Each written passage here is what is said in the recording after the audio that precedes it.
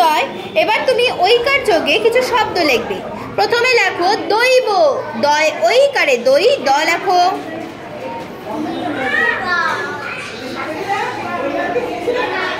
ঐকার কেমন? এই যে এরকম, এইদিকে এইদিকে ঐকার দাও, পুরোটা দাও। হ্যাঁ, দই আর ব, কি হলো? দয় ঐকারে দই আর ব, দইব, মনে থাকবে। এবার লেখো বৈধ, আবার লেখো ব, লেখো এখানে ব।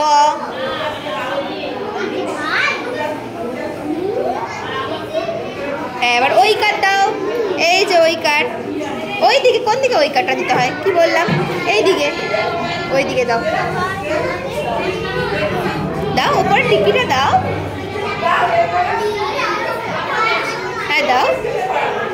আর ধ, ধ এরকম জানো বয়ের মতন লিখে উপরে টিক্কি, উপরে এরকম টিক্কি দাও, এরকম হলো। কি হলো? দৈব বৈধ, মনে থাকবে।